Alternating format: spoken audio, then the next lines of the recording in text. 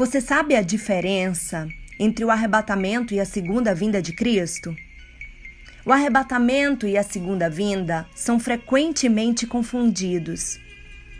Por isso, eu, pastora Juliana Tuma da Costa, Ministério Casa de Oração Filadélfia, Belém do Pará, Casa de Oração Filadélfia, Israel, acrescentamos o Israel por ordem de Deus. Venho trazer este assunto para você neste dia. Você que me ouve, é difícil determinar, não é, irmãos? Quando a Bíblia está se referindo ao arrebatamento ou à segunda vinda. No entanto, ao estudar as profecias, é muito importante saber diferenciar os dois. O que é o arrebatamento? É quando Cristo retorna para remover a igreja da terra. Quem é essa igreja? Os seguidores reais de Jesus. A noiva incorruptível, que está descrita em Apocalipse 3, dos versos 7 ao 13, a noiva em Filadélfia. Este evento, o arrebatamento, é descrito em 1 Tessalonicenses, capítulo 4, versos 13 a 18, e também em 1 Coríntios, capítulo 15, dos versos 50 ao 54. Os crentes que já morreram serão ressuscitados e, juntamente com aqueles que ainda vivem, vão encontrar com o Senhor nos ares. Veja que neste evento o Senhor Jesus não desce na terra. Ele apenas encontra com a igreja verdadeira nos ares. Aleluia! Louvado seja Deus! Isso acontecerá em um momento, num abrir e piscar de olhos. Já a segunda vinda é quando Jesus retorna para derrotar o anticristo, destruir o mal para todo sempre e estabelecer o seu reino milenar. Todo sempre, a gente sabe que vai acontecer mesmo quando o diabo for solto, porque neste milênio ele é preso por 1000 anos e Cristo será o presidente da terra. Depois, Satanás é solto para a batalha final de Armagedon. Já com Cristo, a noiva em Filadélfia e os santos que vieram da grande tribulação. E aí sim, o mal será extinto para todo sempre. A segunda vinda está descrita em Apocalipse capítulo 19, versos 11 ao 16. As diferenças importantes entre o arrebatamento e a segunda vinda de Cristo são: primeiro, no arrebatamento os crentes vão encontrar com o Senhor nos ares. Está lá em 1 Tessalonicenses, capítulo 4, verso 17. Já na segunda vinda, os crentes vão retornar com o Senhor à terra. Apocalipse 19, 14. A segunda vinda ocorrerá depois do grande e horrível período de tribulação. Apocalipse, capítulos 6 ao 19, fala deste período. Já o arrebatamento ocorre antes da tribulação. 1 Tessalonicenses 5, 9, Apocalipse 3, 10. O arrebatamento será a remoção dos crentes da terra como um ato de libertação, como falamos. Deus é amor, mas também é justiça. Deus é amor, mas também é fogo consumidor. E Ele livrará os que estiveram na verdade desde antes da tribulação. 1 Tessalonicenses capítulo 4, versos 13 a 17 e 1 Tessalonicenses capítulo 5, verso 9 comprovam o que eu estou falando aqui. A segunda vinda inclui a remoção dos incrédulos como um ato de julgamento. Como eu falei, Deus é amor, mas também é justiça. Mateus 24 fala disso, versos 40 e 41. O arrebatamento, ele será secreto e instantâneo, como diz em 1 Coríntios, capítulo 15, versos 50 a 54.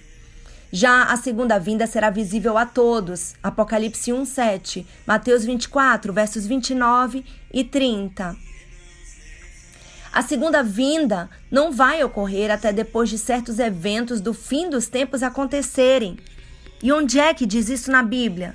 2 Tessalonicenses, capítulo 2, verso 4, Mateus 24, versos 15 ao 30, Apocalipse, capítulos 6 até o 18.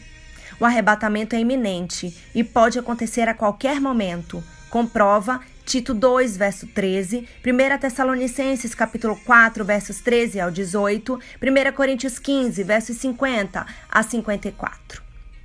Mas por que, meus amados, é tão importante manter o arrebatamento e a segunda vinda como coisas distintas, eventos distintos? Bem, se o arrebatamento e a segunda vinda são o mesmo evento, os crentes teriam que passar pela tribulação. Mas não é o que diz 1 Tessalonicenses 5:9 e Apocalipse 3:10, como já mencionamos anteriormente, neste mesmo áudio. Se o arrebatamento e a segunda vinda fossem o mesmo evento, o retorno de Cristo não seria iminente, porque ainda há várias coisas que precisam acontecer antes do seu retorno, diz Mateus 24, versos 4 ao 30.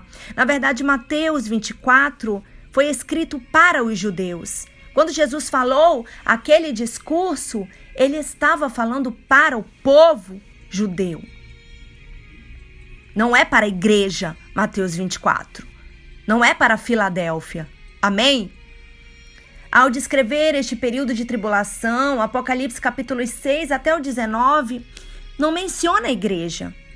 Em nenhum lugar desses capítulos, em nenhum momento desses capítulos. Já durante a tribulação, a também chamada angústia de Jacó, descrita em Jeremias capítulo 30, verso 7. Deus vai voltar a sua atenção principal à nação de Israel. Diz Romanos 11, versos 17 a 31. O arrebatamento e a segunda vinda são semelhantes, irmãos. Mas nós temos que deixar bem claro que são eventos separados. Os dois envolvem Jesus retornando. Os dois são eventos do fim dos tempos. No entanto, é crucialmente importante reconhecer essas diferenças. O resumo desse estudo: o arrebatamento será o retorno de Cristo nas nuvens para remover os crentes da terra antes do tempo da ira de Deus. Então ele não desce na terra, ele encontra com a igreja nos ares. Já a segunda vinda, ele desce na terra, na segunda vinda, melhor dizendo, para dar um fim ao período de tribulação, que será de 7 anos, conforme descreveu o profeta Daniel, e derrotar o anticristo, juntamente com o seu império mundial diabólico, para todo sempre. E aí sim, teremos o reino milenar com os salvos de Filadélfia, mais os salvos da tribulação, aqueles que não negarem Jesus, aqueles que não receberem a marca da besta, nem que para isso precisem morrer, dar as suas próprias vidas, mas terão direito ao reino milenar. E logo após o milênio, Satanás é solto para a batalha final de Armagedon e vencido, derrotado para todo sempre. Aleluia! Louvado seja Deus! Obrigada, Senhor, por me permitir trazer estes assuntos que podem clarear a mente da igreja.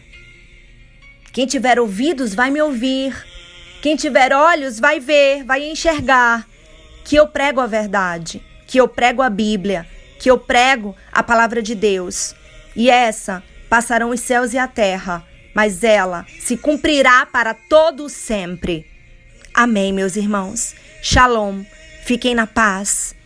E até o próximo áudio.